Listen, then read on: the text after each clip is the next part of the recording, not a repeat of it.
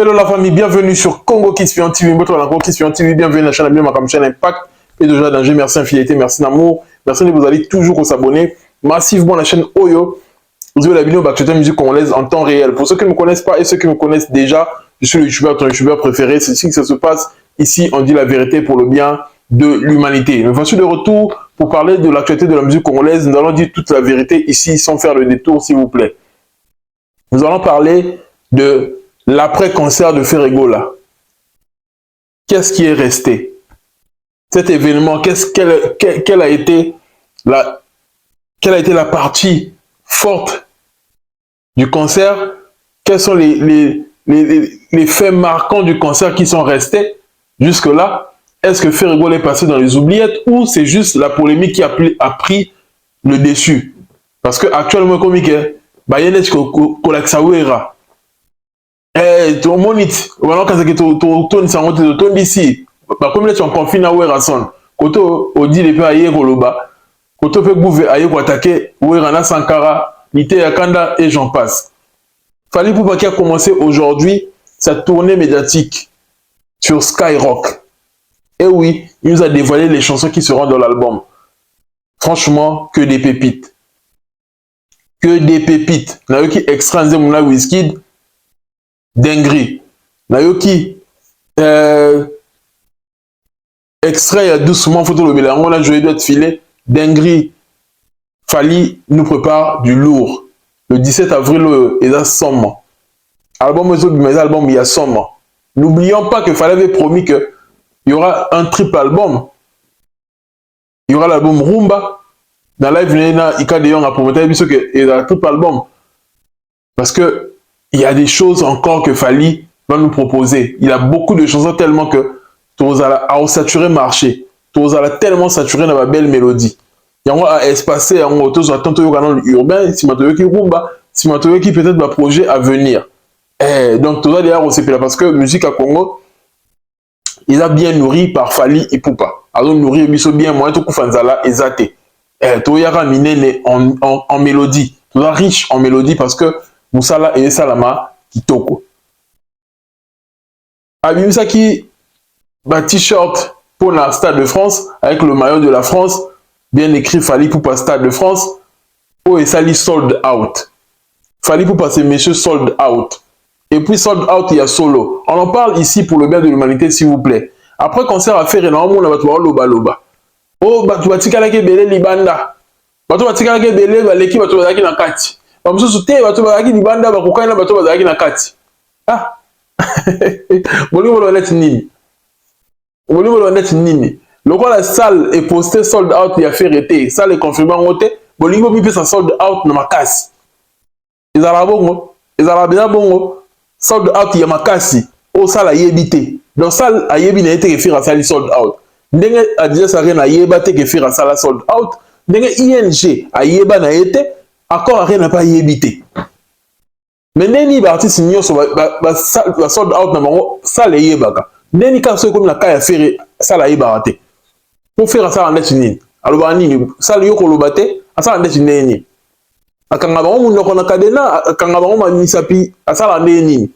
Bon ce que biso na pour ko to ngala ko mettre ça bien té. Ni ça la marque ba artiste nyonso ba ça la sold out, ça a postara yango. Ça la confirme ba sold out na bango. So comme dans la tour à faire, tu auras un communicateur nem doit mettre ma sold out, mais ça li yango mo beta ma sold out. Qu'est-ce qui se passe réellement? On en parle ici pour le bien de l'humanité. Il y a des choses à dire, on va développer toute l'actualité. Prêtez-moi l'oreille parce que je dirai les choses sans faire le détour, s'il vous plaît la famille. Dédicace à toi, RK Reddy qui mène la cage à Grenoble, président Pati Kola Lyon, frère d'Adima Samba l'Italien Noir, Joël Boko, un frère et ami, Georges Ngal Nakacha Belgique, et Passou Keti le Marseillais. Dédicace à toi, Biavan Alan nous l'a dit, le one and only Maman Nene Adam, Mosungi, il y a eu un big dédicace, et sans oublier aussi à mon vieux Bogis Nimi Nakacha Turquie, Priscille Luta, le cœur d'Armando Neto, Ligical Mtaska on a un défaut, Yabino Yangwana Mutema Atanas, dédicace à toi aussi mon frère. Total la longue vidéo, comme ça, tout le monde s'est fait décortiquer, sujet dans son impact, pédologie, il y a danger. Tous les cas.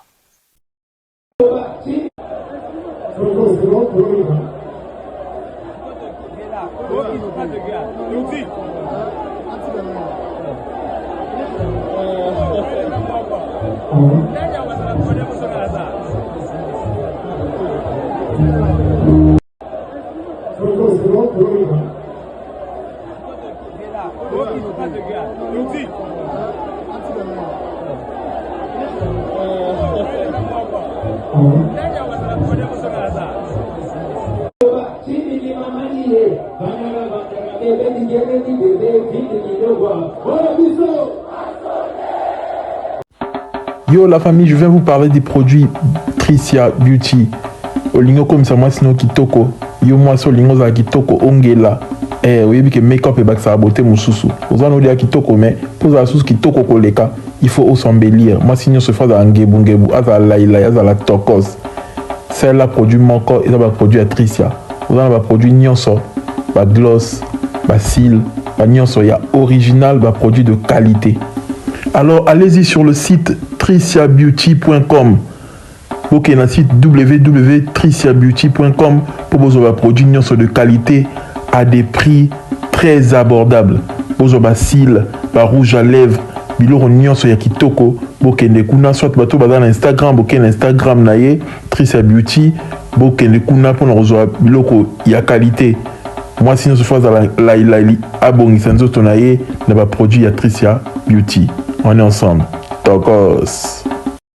Voilà, mais voici le retour pour développer l'actualité de la musique congolaise, vous dire toutes les choses sans faire de détour, s'il vous plaît, la famille.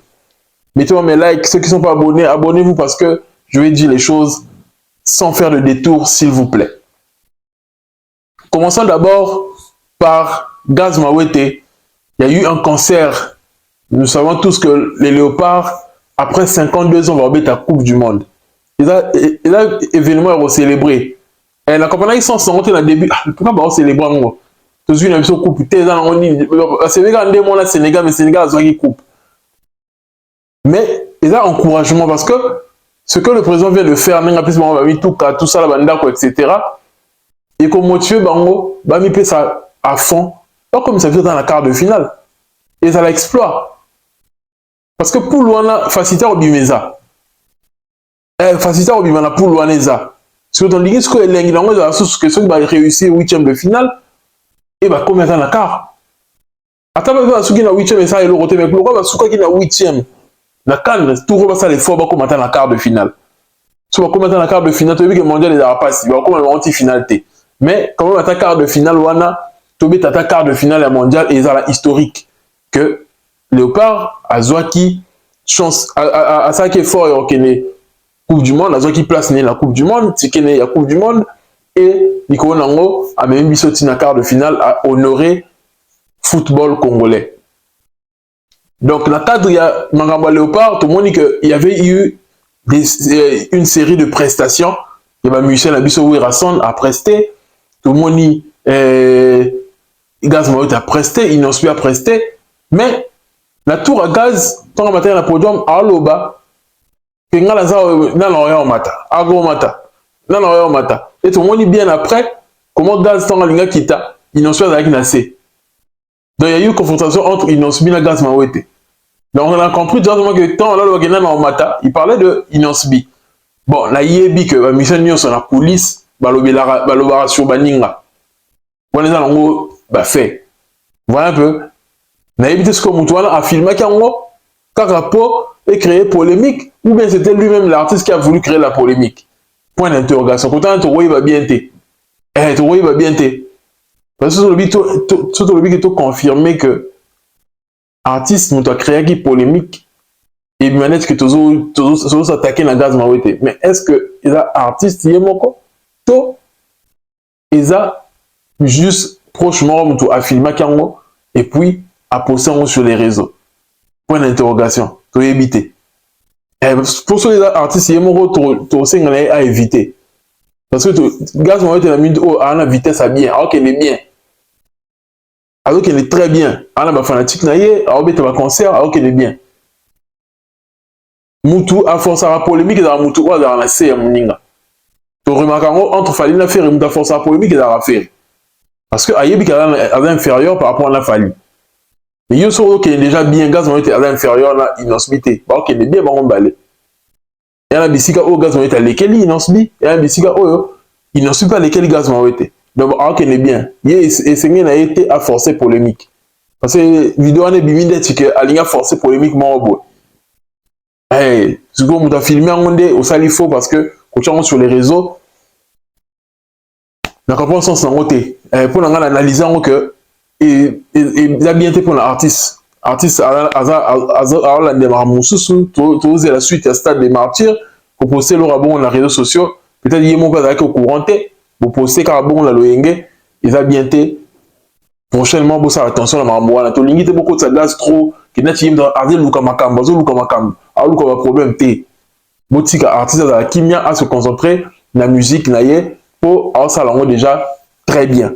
C'est de ça qu'il s'agit ici, on dit seulement la vérité pour le bien de l'humanité. De l'autre côté, on a vu l'immense sagesse de Loko Kanza. Je voulais en parler la fois passée, je ne sais pas si j'ai parlé de cela. Loko Kanza qui d'abord précise qu'a commis 2 chansons pour la Fali.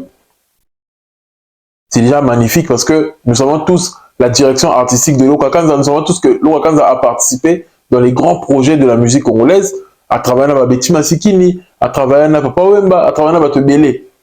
Et les lots qu'on travaille na Fali, c'est une très bonne chose. Et en tant que Kulutu Yamalonga, Kulutu Yamayele, on a vu comment a sangisi les 2 artistes. A Pessi force pas à faire, a Pessi force pas à Fali. À la seule yaya au batu bafinga raete. Le Wakanza tellement exemplaire. So mon ou yamu dayo la le Wakanza commentaire au finga. Finga mutuana ngala piso conseil. Finga yi na commentaire, répondre finga yi. Parce que le Wakanza finga a tellement yaya morobo ya respect. Non mon été fanatique nini a lamuka ato meli biloko makasi neni nango oyo finga le Wakanza na commentaire na mona na comprendre sens nango te. Pour c'est un yaya qui respecte ses petits azo kabolate ezala Fali ezala Ferré azo tchabango esika moko baza baleki na ye. Il est tellement exemplaire. Surtout avec les gens d'habitude tout bazaki loko la ye kasi bien. En passant félicitations qu'on fait le midi a réussi concerner la Côte d'Ivoire. Et le rebond Kofika sur le plan comportemental. Comportement là ye d'être hier sur la qui na ka o alinga ku misara affaire a obo ya Fali. Pour yaza mutuma boy azab et luka makam. Mais le Wakanza a tellement exemplaire que à ça la unanimité il y a fanatique nyonso.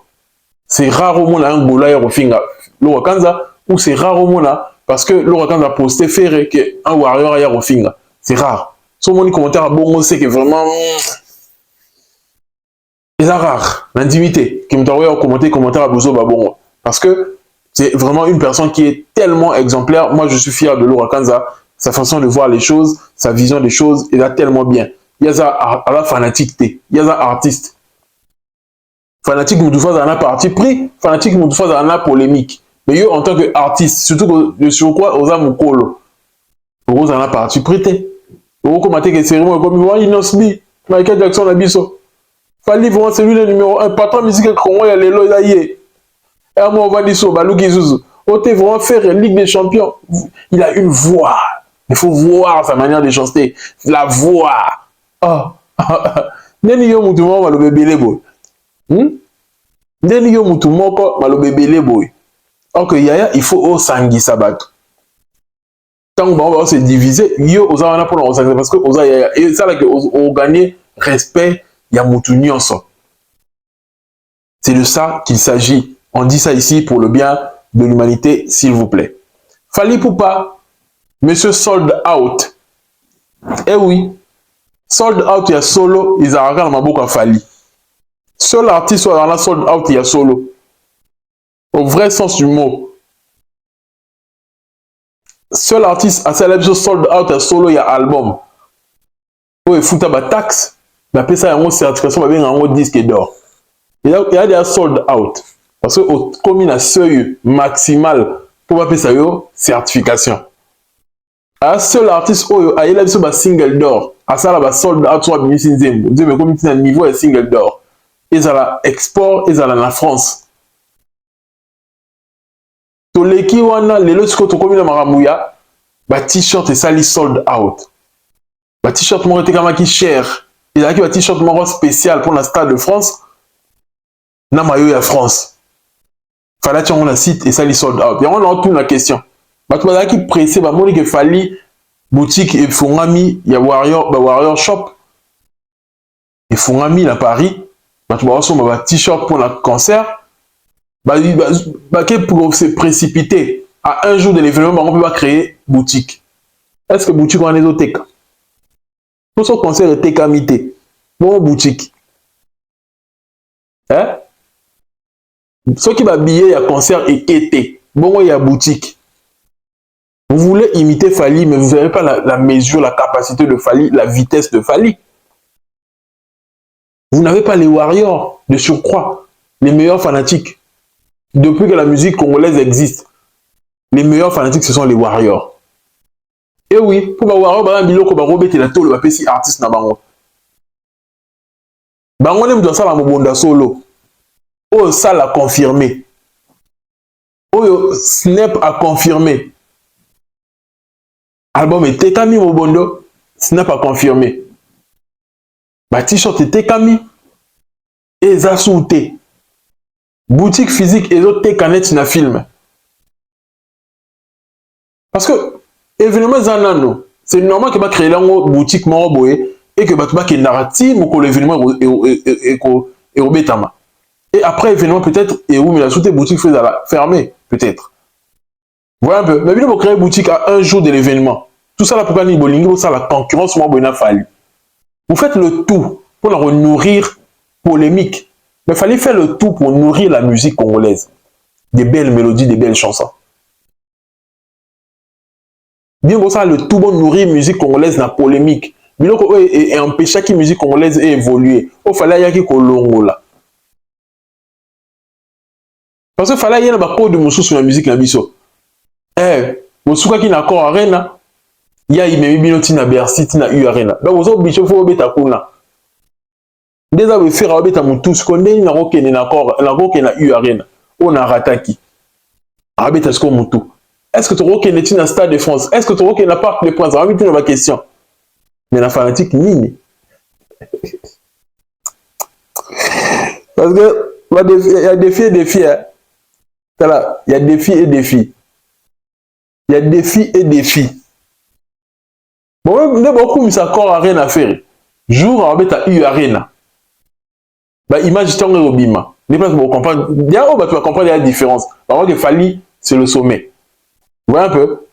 Aucun communicateur a fait une minute où, alors, Bercy a fait, et ton dit qu'on est Bercy a fallu. Oh, le bien, on y a beau tenir dans la vidéo, là, ça est non.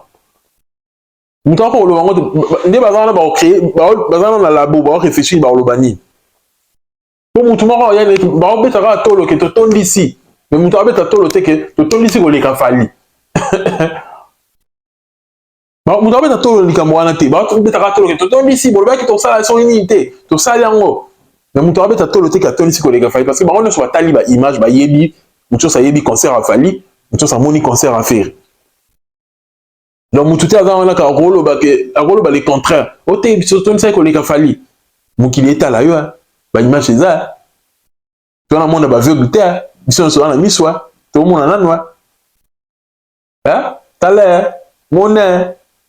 Et en gros, déjà, tout le monde vérité. Parce que, oh, regarde le yenge, qu'on le baquette, concert, on est ça qui plein qu'on le fali, tu regardes les scopes, faire les sous la mesa.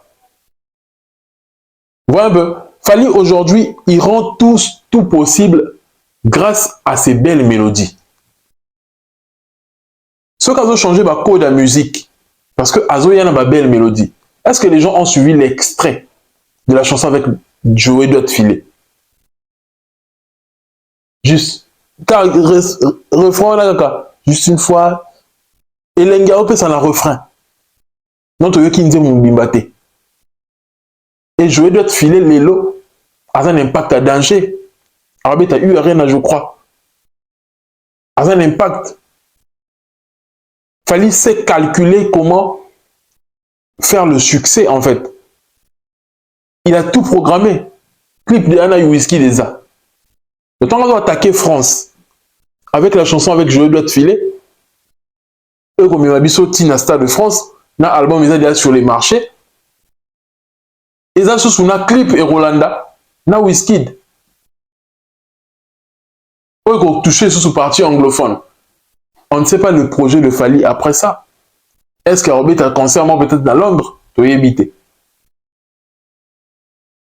Le succès avec la chanson avec Wizkid et ça la manque et permettre que na succès à Nango na belle mélodie na album na yeli sous Sika et même maye na ba concert peut-être habite à Londres, tu éviter sur habite à salle ni à Londres. Point d'interrogation. Pour la minute de spéculation zali il fallait habiter autour. Bon là tout le monde avait ton réseaux sociaux. Mais point d'interrogation peut-être l'artiste peut nous surprendre encore. Alors c'est là que l'équipe autour. On va être double, tu éviter. Mais il a attente na biso nyonso. Après au Wembley, il faut qu'il y ait autour, obligatoire. Pour anglophone, on va comprendre qu'il y a un Fally qui existe. Du coup, avec une chanson comme Jam, en featuring avec Wizkid, ça va encore embellir la situation. Ça va encore ajouter du succès sur le succès de Fally. La chanson avec Joey Dot Filet, déjà Fally c'est un lover, Joey Dot Filet c'est un lover. Mais le 10 autres, c'est ROCP là. Le 10 autres, c'est ROCP là. Parce que deux lovers, bah, écoute, on a 100 encore. Et le 100 se marie très bien parce que Fally pour passer quelqu'un qui fait bien aussi du compas. Asala Afsana. Asala Diab, Nzemini, je compas ça là. Afsana, Asala 100. Et j'en passe. Mukonza compas, ils sont joués d'être filés dans Basangani. Compas des balles en rumba. Fally soit aïe un mélange à Sangsi Lingala, à Sangsi français. Bon, moi, la tuerie dans un catch. Bon, moi, qui nous c'est la biso le 10. Bon, moi, qui nous c'est la biso le 10. Pour vous dire que l'artiste, Azana nous a succès sous Yamoulaye. Sous Moulaye pour le succès naïe. Il a encore une longue carrière à faire. Est-ce que vous comprenez? Qu'il a encore une longue carrière à faire parce que musique n'est pas tellement bien, musique n'est pas tellement douce que artiste a reconnu qu'on convainc imiter ma bateau. Artiste autre comme Lingi se comparer à Fally. Est-ce que vous en avez bien? Est-ce que vous en avez l'album il y a bien? Pas du tout. Ozo Bijo ça la concert tout sur la nostalgie parce que actuellement Ozo les locaux et Malonga ont proposé. Il faut baser concert sur la nostalgie. C'est pourquoi je vous dis que d'autres artistes, notamment Ferré, existent parce qu'il y a eu un Fally qui tient à sa carrière. Ce qu'il fallait à chaque carrière, faire un comme un niveau et encore à rien. Donc, avant de se faire un papa Hervé, il faut se faire nous, attendons Fally, ou à Sali que, à rendre possible existence, il y a carrière, il y a Ferré. Il faut donc mettre la Fally Maboko. De surcroît, Fally à rendre possible à concert raison à la poto. Alors imaginez, Naomi Tuna, Denini, faire un concert au Betty, différemment na Fally, où ils ont combattu par des combattants. Tout le monde va combattre par Tumbalibanda, par ça va désordre. Mais quand même, l'artiste a petit concert, il a boqué le bambou, boqué la tête, à Léli pété. Il y a un petit concert sans bas combattants. Concert mort paisible. Neni ozo ya koloba ke ba combattre yo balinga ba kunda yo nana nga kunda yo nana nga kunda yo. Ouais un peu nana nga ki akunda yo en vrai. Excusez. Nana nga kunda yo. Pour vous dire que Batouana ne sont pas comprenant bâti carrière na bango ndenge ezalaka akala la victimisation kolela lela. Fally aujourd'hui il est venu faire une carrière yakimobali ya ndenge ya solo. Carrière moko que ozo assumer musala na yo, ozo assumer musique na yo, ozo assumer ba fanatique na yo, ozo assumer nyonso zo komela yo na ya mabe na ya malamu. Voilà un peu. na oya bien na oya malamu na oya mabe nyonso ekomela yo ozo assumer yango mais faire rigole akwa ko assumer te so ekomeli ya mabe aye kolela so ekomeli ya malamu nde assumer. Ouais, un peu assumera jamais oya mabe ezokomela ye na carrière parce que vie eza bongo vie eza fait na baépreuve okovivaka bisengo na bisengo te okovive mpe période moko mpe ke badifficulté eza ebele. Mais si on a que so difficulté ezali c'est que ah basalinga boye non okolelaka te. Voilà un peu artiste faut assumer carrière na ye artiste faut amema carrière na maboko a gérer yango ye moko sans kolela. Pourquoi naloba bongo lelo ntango baloba makambo ke non namoni gouve lelo azongi ote tolobaki mpe ya solo que Bagola, la charité bien ordonnée commence par soi-même. Il faut vous soutenir, faire avant vous soutenir l'artiste Moussousou. Il y a beaucoup de gens qui ont dit Sakara Moutouabe, ils ont assumé à propos de Bino. On dit les pays les sous aux ongi sabango à propos de Balobaka. Oh, yo, faire aya kobenga ouera kulutu juste parce que ouera aponi kobeta concert na Dias Arena. Le quoi Dias Arena est dans la raye. Voilà un peu. À longo wana susu le bac ba la musique bo kene concert à ouera ba bola bo kene concert à Kofi. Akabola ba fanatique en deux. Aboya ki alobi ki ba bola ba za faire rigola mutu a profiter na ba bola te.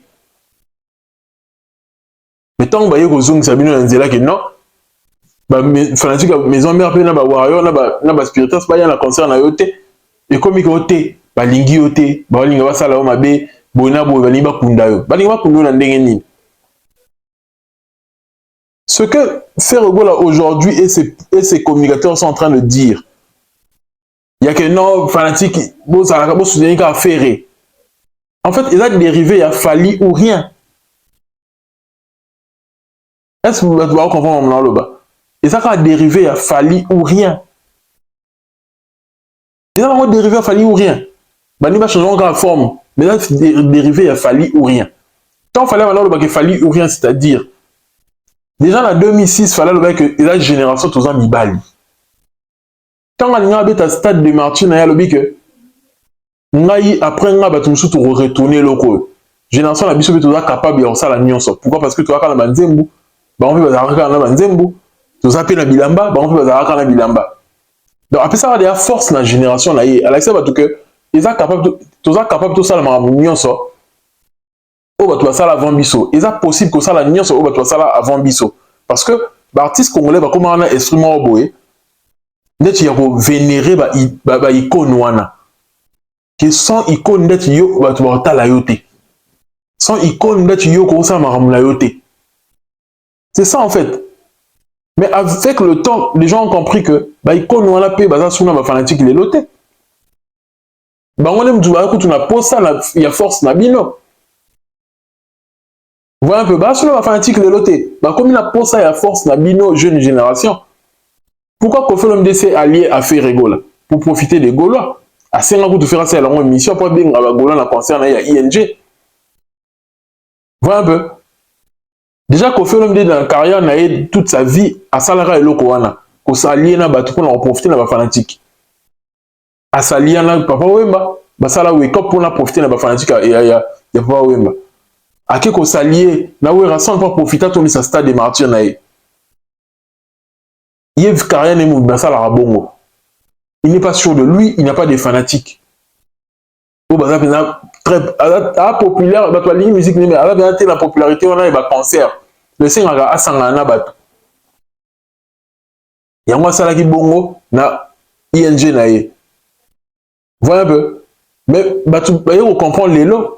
Que eza ba vieux wana nyonso baza na besoin ya ba jeune génération oyo ba sous la même force baza na okalaté bon imaginez pour un concert héritier stade des martyrs ba vieux wana nyonso basangana oui rajibe tout ça la Kofi ba ça ba poste ba pas que les concert héritier est-ce que tonda té il a que nini il a que ba vieux wana lelo baza sous ndenge bazalaka té il a fallu insister que ba faut pas compter sur bango moko tant le ba ki ba warrior baza Yango le fait rigoler azobeta tolos pour na Gaulois.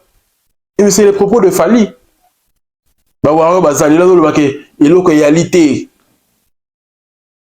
Sans bino ba Gaulois, no ka bino ba Gaulois boza eloko réalité. A comme ko croire. A comme là une forme de détermination pour la yé. Maintenant avec ça bango détermination wana. C'est Fali non? Est-ce que on le ballon ça? Fali me c'est bango détermination wana. Quand on voit que bah warrior baza. Tant habité à stade de martyrs. Et à cette période de toujours la période où voilà, JB est venu faire des fausses campagnes contre Fali, des contre-campagnes. Où il y a à Boya qui va dans la maison Merbaya, va confier le midé, et j'en passe. Tout le monde était contre. Fali avait un stade de martyrs. Mais Fali a payé sa courage pour voir le qui va voir au bazar. Et les Warriors sont venus ce jour-là tellement motivés. Nakanda du chou yassé Léo. Comme il est bon, néné, à la tige survette na Bercy, à l'autre craché. Faut travailler assez Léo. Interview les Belé Moussala Mouké. Faut travailler, voir. Faut qu'on revoie à sous bakri na yote. Comme il est bon, néné. Artiste n'est pas comme il est bon, néné, bon. Les Warriors sont venus ce jour-là déterminés pour la nuit. Voilà, ça fallait bolingo la bango. Et c'est ce que les Gaulois aujourd'hui copient. Fali est une motivation pour faire. Les Warriors sont une motivation pour les Gaulois. C'est de ça qu'il s'agit. Fali est une motivation pour faire. Quand Ferré regarde Fali, c'est pas pour rien faire à le banc la mission. Ah, mon ballon a courageux. Fali est vraiment courageux. Si le Lazaka Kazo y est Marakazo, ça la musique, elle est vraiment courageux. Alors, banc au pan matin, Fali, c'est une motivation pour lui. C'est une motivation. Quand il regarde Fali, il dit ah, il faut continuer à le rendre en balio. Tout ting à Maraka. Et Simbe Simba, t'es bobé, et bébé bonga, code 16. Ah, ça, alors, pour la bonne. Et bébé bonga, tout ça, la caca, pour Fali, ton tic a été. Eh! Yango, bah, Michel Nyon, il faut compter dans la fanatique Nabino. Oui, Rasson l'a dit, hein. Orchestre, nous avons soutenu des orchestres, nous avons soutenu Moutunaye. C'est comme ça, il fallait instaurer le loco déjà, il a fallu ou rien. De là, tu vas l'indiquer en Zéla, bah, comment comprendre qu'il y a bon de temps dans la vie. Parce que, heureux, c'est camoufler la force à Baninga. Faut ça la force, dans les autres, oh, bah, ça y a eu autant, on me dit pourquoi. Mais tu vois, que faire rigoler à l'élaka. Qui va l'ingba kunanga, va ça, non, yo salé quand on pour la ouera. Est-ce que vous vous rappelez après qu'on s'est ouera, tu viens qu'on s'est analysé, faut un truc critiquer faire. Oh, bon, bah, ça, le bisou de salé quand on. Au salé le tout, au bébé, ça concert à ouera. Ouera, bita, sans bagolo, à Tony c'est le ronaï qui t'occosse. Yo peut Tony c'est le ronaï, c'est l'on yo. Sans ma fanatique à ouera. C'est normal, faut comprendre que ma fanatique no bango wana. Faut évoluer là bango. Parce que multiplier bango va comme à 80 000. Il faut voir Tony c'est le stade de France, on a l'impression qu'on m'a dit Fali. Voilà un peu. Et c'est parce qu'on travaille comme ça m'a belé. Faut comme ça m'a belé. Il fallait travailler pour s'engager sa musique urbaine, la travailler pour comme ça m'a belé, à vimbi ça, à élargir ça, champ de bataille naïe. Et les gens comme le niveau habite à salle, à stade, le local artiste mieux sur le monde. Il fallait se placer dans la classe mondiale. Oh non, on va faire bazate. C'est de ça qu'il s'agit. Bah tu vas t'y rêver. Bah quand c'était déjà facile. Boya le teka ko tingama Sankara Lobaki. Non, Sankara Lobaki nini. Alors que vous jouez concert la bino. Non. Alors que bah fanatique à maison va y até. Bah voilà au bayaki c'est bien. Bayaki soutenir faire. Mais vers tes années. Boti kande lukuta.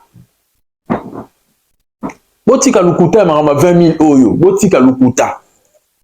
Il n'y a aucune salle au petit capacité maximale. Dans le cas où Tintin, il y a Bouvé le Gola, maximal. Là, X, c'est ça là, tu n'y es. Là, comment est-ce qu'on a été dans le Congo? Tu vas prononcer XT. Au moins, la 10, tu vas prononcer en 10. Et là, ça R est comme X. Tu connais ni Oyebi X et Zalaka. Pourquoi tu as un si calango? Comment si on va le aloba sexy, aloba CRC. Pour qu'on prononcer XT. Ok. Mais ce que tu as comme une maximale, on peut reprononcer en mais aux yeux, et là, comme sous, il y a Z ou Y au tchango na kachouana comme une maximale. Pour ça, on a pour comme un bon. Nga ka mo so yebi dia ke I ezala U ezala tie loko ne sika lango tie loko ne sika lango so yebi ke ezala déjà tie loko ne sika lango écoutez nini so tie loko ne sika lango on sali capacité maximale vous ça capacité maximale ça la zo reconnaître on te ndeni vous expliquer on ndeni na de molino yo mtu soit disons moi le coli na poto. Il y a un to botama a to ebité. Yo na mona wana makama ba blédard. Yo est-ce que on na ndeni sal bino ba sal la mino e reconnaîtra jamais ba sold out ya faire. Kaka ba sold out ya fali, on fait non bien monsieur sold out. Kaka ba sold out ya fali o ezara reconnu ba archive éthique alaka. Mais pourquoi ba archive ya sold out ya faire éthique alaka jamais? Bien bolinga bo sala ba sold out selon polémique. Pour la comparaison, là, Fali, tout le monde a un vrai sold out. Souviens-moi d'Arani. En fait, ma carrière a fait. A rêvé qu'on a le rôle à Fali, tout à ça, bien, ramener un artiste qui va ça là. C'est de ça qu'il s'agit. C'est de ça qu'il s'agit, en fait. Sold out, on annonce à un mot, on reconnaître à un mot, la site est dans la page officielle de la salle. Sans accord à rien, on reconnaître sold out et à faire été. Parce que bien, on force on est. Même concert à NK Divine, et là, c'est clairement que y a plein qu'on les a fait. Concert, il y a solidarité qu'on résout là, c'est clairement que y a plein qu'on les a fait. Si on est nini, bon, le bac y a fait, il y a qui sold out. Et quand on appelle sold out, mais la capacité, la capacité maximale, t'es. Bah, image a fallu, et là, c'est clairement que y a qui plus plein que y a fait. Vous voyez un peu? Parce que sous quand on a débat, il y a eu rien. Les bon réduire en bien. Bon réduire en sous bien qui tokos. On dit encore rien à place à vie des bélés. Tu vas place à vie de la nuit sur le niveau que ça n'est que oh non, il y a qui faut battre qui libanda. Moi et tout le quoi battre tout le monde libanda des baliens battre ni ça salle ou ana commandé ni. Combien de personnes vous estimez bah qui libanda ba côté na quantité. Non bah yo le concept. Battre ba qui libanda ba qui ndenge mona battre ba qui na quantité. Ah, nous compter bon na ton ni. Comment tu estimes ça? Au calcul, ça calcule en DNI. Oui, parce que tu as dit que tu juste parce que mon est tout le coup, mon rabat tout libanda. Mais non. Parce que tu as dit que l'équipe, combien de personnes? 10 000 personnes. Tu as dit combien de personnes? Au bas libanda. Tant beau estimé. Faux débat. Soit tu as dit sold out, billetterie est épuisé. Il n'y a eu aucun moment où billetterie a fait Rezaki épuisé. Aucun moment. Billetterie a fait rebâtir quelqu'un pour l'élé. Si dans les dernières heures, avant l'événement, avant Yemora Matabakanyan, on a attendu billetterie pour l'élé, à 21h et quelques. Il y a qui n'ont pour les billetterie à faire, tu étais capable d'acheter le ticket. Et à aucun moment la salle ne l'a annoncé. Bon, il y a beaucoup de Congolais sur Bazo Baton DN. Parce que vous avez la concurrence, il fallait, il faut créer un marablabi, bah non, les amis. Faites aussi les choses parfois vraies. Écoutez bien Nini, que la vérité que fait Rego là, à ça artiste à Mounene. Mais Mounene ko leka falite. Artiste à Mounene, à sali et loko ya Mounene. Par rapport à l'artiste, une chose, parce qu'il faut trouver la vérité. Si vous permettez, on est là que l'heure de la vérité arrive. À aucun moment tu ne vas pas faire Rego là, à un grand artiste. À un grand artiste. Mais pas par rapport à Fali. Il n'est pas plus grand que Fali. Azan est un grand artiste. Azan la réalisation n'est pas belle. Par rapport à la mission Moussous. Là, tu as une réalisation à faire. À l'équipe Inosbi, à l'équipe Gazmaoui, tu as une réalisation. À l'équipe Héritier, à l'équipe Fabogas, à l'équipe Celo, à l'équipe Melia, à l'équipe Serge Mabiala, à l'équipe Atebele, Montana, Soleil. Mais équilibre au milieu de Bolouka, que Bakokanina Fali, il y a un biso de télémélaga. Parce que biso lingi tous à la juste. Biso ne peut tant que le baguette va au milieu du village d'Arabiso. C'est-à-dire au 4 Américains comme Nenge Sengeli. Tu tiens ma belé dans ma boko. oyo abeti totali bitumba ndenge ezokende oyo aganye fo tolobaka ganye tokoloba te ke non loka bino bale bobetaki dana ebandeli totiaka ke bino bale boza ndenge moko non to bobandi bitumba oyo apopoli bobunda ti so biso tocalcule hier c'était la popularité qui comptait jiba beti wera beti boyebi nzo mo boyemba chuchune jibe kolo marti ali musa pelouse ezaka polémique à nini il y a plein ezaka polémique à nini il y a plein même terme wana bocréa mobonde eza mpona nini makambo plainte debe ezaka wana sikoyo soki osali plainte koleka moninga ndeni moninga sala azoreconnaitre yango keya sold out moninga oloba neti nini fale aza na plus d'influence aimposaka sale akomaka esali sold out ya faire sikoyo loka aza na moins d'influence asali sold out na ye mais berse forcé ye ke te yo tokoposte ya yo te po tosala kaka ke fale aleki yo moninga oloba neti bongo nandimi te ke bino mpe bokokoma bazoba ti na niveau wana nandimi mpenza te ata kutu mpe yango bozo bango ekokoma ti na niveau wana te j'espère donc ça veut dire que bozala conscient et puis boyebisa bato clairement que faire egola bato bayaki ebele asalaki peut-être conscient na ye à 80% ou à 70% nayebi te mais abetaki capacité maximale te mpo so obeti capacité maximale yango wana nde sold out capacité maximale ezalaka nini to balobaka yo 20 300 moto akoma na 20 300 ezalaka te ezalaka 19 000 et quelques ntango bakisaka na place ya logistique yango nde bakontaka au total 20 300 voilà un peu donc soki faire akomaki na seuil wana maximal obligatoirement ça alingaka annoncer sold out voilà un peu mais sold out soki esala annonce yango te eloko esala debe eza nini parce que fali pupa te moko asala makambo minene bolingi botia mpe kaka ke faire egola mpe aza kaka te tozala kaka te ye mpe aza kaka mais normalement makambo basala wana ezalaka nango normal moto ya moto apona capacité na ye même la stade de France bato tutu baobeta na capacité moko moto so akobeta 70 000 moto so abeti 60 000 moto so abeti 80 000 kaka na même stade wana ça dépend ya capacité na yo d'où il faudrait pas koya kotia kaka ke faire egola aza likolo na niveau moko boye parce que kaka boza na concurrence moko boye parce que so boza na concurrence na fali il faudrait bo justifier ba propos na bino ntango olobaki asali sold out justificatif eza nini comment bokopesa biso bapreuve tangible oyo motu nyonso akomona po andimaka faire egola asalaki sold out atonisaki sale wana 20 000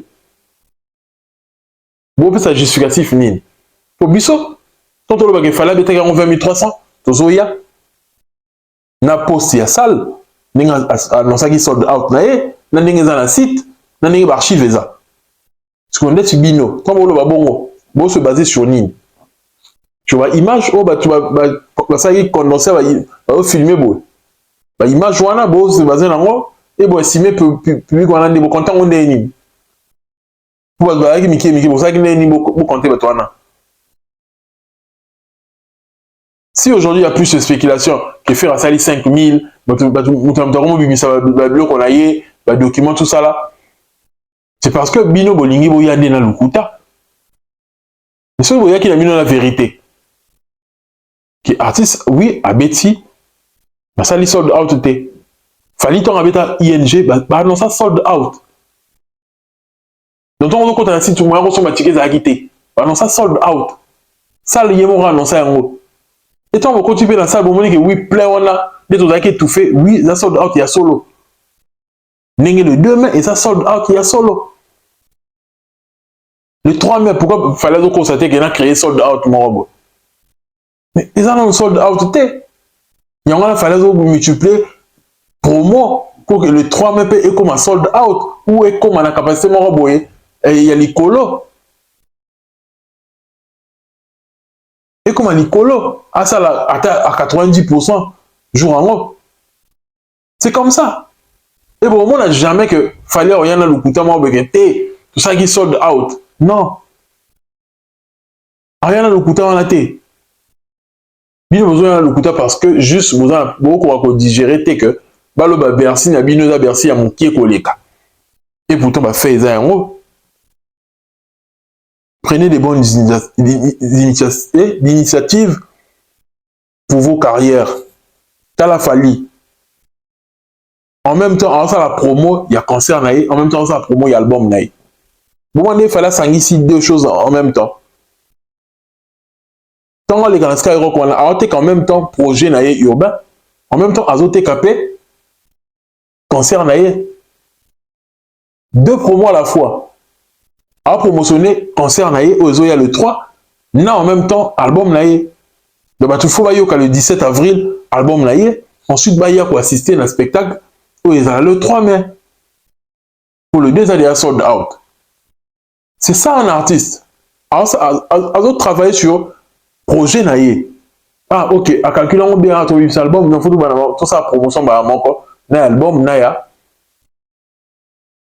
concert. Bon, remarquez que dans chaque plateau, on balancer extrait, il y a Banze Mounaye. Pourquoi il le fait? Parce que la pour ça fait que Banze Mounaye a connu, en même temps, il y a une nouvelle que concert est le 3. Donc, tu vas découvrir peut-être Banze Mafali Sika, à découvrir qu'il y a aussi un concert en vue. Donc, le cas a découvert la musique, il y a qui depuis qu'il est sur scène. Et l'artiste a très bien dit que concert Oyo a tchemaillé les nyonso. Comme dans le podium, na koyemba, na spectacle, na nyonso. Les gens vont dire juste waouh à la fin. Et quand Fali dit comme ça, il vous promet comme ça, il ment pas. À ça, il vous dit vrai. Et le jour-là, on sera tellement satisfait que Tobi Mawana avec les larmes aux yeux. Les amis, ceux qui n'ont pas encore pris leur ticket pour le 3, prenez. Tant qu'il est temps, prenez parce que Tolingi te bat à la barre retardataire. Tolingi te bat à la barre retardataire. Voilà un peu. Lelo Fali Poupa, il n'est pas en train de combattre qui que ce soit. Au moins qu'il va changer le langage et ma visa. Tout le monde veut très bien. Ah, ma visa soukinde autre côté ça va passeport, c'est ce qu'on va passeport dans l'ambassade. La femme va dire qu'il va faire ça un refus pour la main noire. Le comme que l'ambassade vous a retenu le passeport. Mais bango mo kam to le que ba bungi ça va passeport. Oui vite. Kaka bango le sou ba lo bagi nini que oh non ba zui de ba visa. Bon mo na ba tunyo so mama ka osu bazo ya. On sent que tant que le empire du mal, empire il y a manque on a. Il faut que le bango il y a na ngamba faire. Parce que tout va promettre batou et salamité. Va promettre batou que yemi à la dé dans un concert. Ba lo ko lo ben kamangote yemi à la dé. Wa piller. Alors si on a lo image à yemi à la dé fallait dans un concert. Yemo offrir annonce qui. Donc après il y a bien qui yemi à la dé aboya ki nae. Alors même so netini. Non c'est là on a eu explication à faire na batou nae. Beaucoup si batou que yemi à la dé rosal. Pour en créer impact dans concert la bino. Pour en créer impact dans concert la bino, beaucoup si batou que vous ba visa. Après, beaucoup aussi, parce que le passeport est bongi. Bon, moi, tu peux vivre dans le système à Wenge à Kala Greco. Seul mouton vivre carrière, il y a vérité dans le Fali pour pas. Bah, tu n'as pas mon qui qui va bien sortir. Bah, tu n'as pas mon qui va sali sold out, ni ça là, bien. Mais bon, ça, il y a quand même qu'on va bêti 20 000. Bon, ça, n'est ni pour ça, bon. N'est pour ça, bon, pour beaucoup ça. Le bino pour la bino, bon, ça, on a en fonction quand il y a Fali. Adieu, ça rien à faire avec bon. Oh, 2 jours, on a 26 000. C'est que tu comprends quand il y a rien à naïf, ça qui 26 000, ça qui 25 000. Ils sont les qu'il y a 1000 personnes. Dis beaucoup ça qui bat. Bon, ça, en fonction, il fallait mieux vivre réel. Bon, vivre, monde imaginaire, faire, il est encore dans la fiction. Artiste doit vivre réalité à carrière naïf. Il ne rêve pas sa vie, mais il vit ses rêves. Il s'appelle Fali.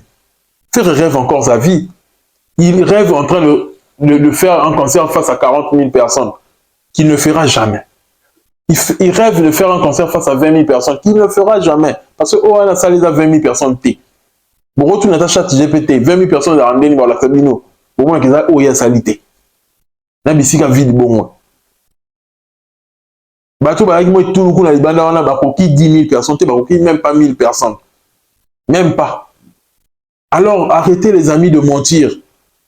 Sous prétexte que vous n'avez pas Fali. Non. Pour qu'on a Fali, Tu retiens facilement bon côté. Ferré, il est trop communautaire. Il a que quelques fanatiques africains, quelques. Parce qu'il ne fait pas de tournées africaines, Ferré. Si on se compare là, mon ça va tourner africaine. Bon, il va niveau moko. Si on va niveau moko, c'est Ferré, n'a fallu. Bah, il va annoncer, bah, il y a rien à. C'est là, encore. À peu près. J'ai bien voir ça là. J'ai bien annoncé, après, il ne pas annoncé. Il fallait dire Stade de France, Ferré, bah, next stop, il y a un Stade de France. Mais bon, moi, le next stop à Ferré, il a fallu. Mais tu dois comprendre où on a lobby. Next stop, il y a Ferré, Zalaka, et là, il fallait dire ça, ça, là, là, jamais Zalaka, il fallait qu'il y ait Ferré, qui est dans le même élo. Bah, ok, le même diapason, bah, qui n'a jamais bon depuis la carrière. Quand il fallait mettre ma solo Zénith, Ferré, mettre ma solo Olympia. Quand Ferré, il fallait mettre ma solo Olympia, Ferré, maintenant, on mettre ma solo, il y a Élysée Montmartre. Zalaka en retard. Tu vas remarquer, Ferré, Zalaka toujours en retard par rapport à la faille. Quand il fallait mettre ma solo disque d'or, Ferré, non, Bandi challenge à disque d'or. Zalaka en retard. Mais Balinga ça qui va au même diapason et la possibilité. Ce qui fait qu'il fallait au même diapason, ça veut dire qu'il fallait fournir des efforts à ma longueur alors. Ça veut dire que ce qu'il fallait faire c'est zéro. Nelly Ferré, qui n'a pas fourni des efforts d'avoir un grand label comme Warner, qui n'a pas fourni un effort d'élargir son public, à ça m'a amené mon aïeum tout élargir public, yom tout osant un label. Yom tout ça va tourner africaine, ils ont son style. Yom tout ça va l'album et Simba, il y a ça l'album et Simba raté, mais ça m'a amené quoi yo. Ils ont possibilité dans la vie. Tout ça est vraiment réaliste. Ils ont possibilité. Ils ont possibilité. Tu vois le bon côté en fait. L'union se fallait au sala, ils ont demandé au faire au sala, non? Il y a possibilité. Parce que tout le monde a très bien que Ferrego là. Parce que nous Simba, tout le monde a très bien que Ferrego là, à côté sinon musique n'est pas pototé, à l'écran de Skyrock ou Anate. Ferrego là doit annoncer ça le Stade de France T. Ferrego là toujours en retard. Fallait qu'on a bêti, il y a rien à y avoir rêvé non nous. Sur les niveaux qui va au même diapason, les niveaux non. C'est pourquoi je dis Ferré est un grand artiste, oui. Mais il n'est pas grand par rapport à Fali. Il est grand par rapport à Héritier. Il est grand par rapport à Inon Smith. Il est grand par rapport à Gaz Mawet et j'en passe. Mais il n'est pas grand par rapport à Fali. Fali, c'est le plus grand de tous. Et oui, le Congo n'était pas prêt d'accueillir un artiste comme Fali. Il a cassé les codes. C'est de ça qu'il s'agit. Et puis c'est passé. C'est tout pour moi, ton youtubeur préféré. J'espère que tu as kiffé ce petit moment passé avec moi. Partage mon émission. Laisse un like, un commentaire pertinent. Et reste branché. Active la cloche de notification. En ensemble la famille. Paix sur vous.